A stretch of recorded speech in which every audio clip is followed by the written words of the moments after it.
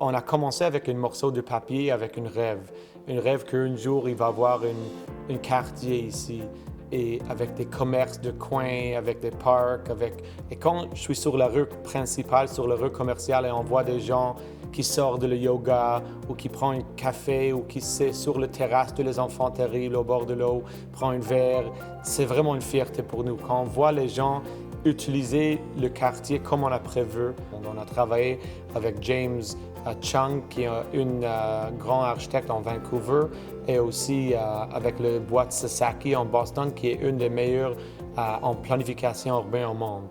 Mais quand on a arrivé pour travailler les détails, les édifices, le paysage, on a travaillé avec des boîtes québécois pour avoir vraiment le langage québécois et l'énergie vraiment locale qui va respecter la culture locale. Les rues sont encadrées par des maisons de ville. C'est important essentiellement pour deux différentes raisons. Une, qu'on veut une diversité de population.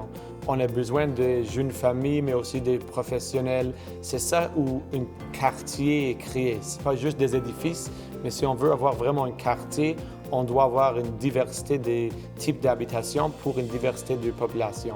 On a décidé qu'on ne veut pas des franchises ou des grandes boîtes. On veut des places où le propriétaire va être présent. On a choisi des propriétaires qui comprennent la vision d'une vie de quartier. Les espaces publics sont plantés avec les plantes locales qui prennent moins de l'eau, moins de pesticides. C'est-à-dire que les rues sont préparées pour une expérience piéton et vélo.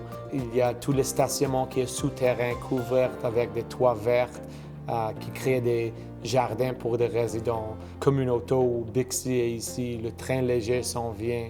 Il y a tellement beaucoup à offrir à l'île de Sur. Le forêt qui est 5 minutes en vélo, le Strum Spa qui est vraiment proche, le golf de l'île de Sur qui est vraiment proche, les pistes cyclables au bord de l'eau, c'est le parc central au bord de l'eau qui devient une patinoire l'hiver, et surtout les activités du quartier, tous les commerces, les concerts dans le plaza. Donc c'est vraiment le best of both worlds.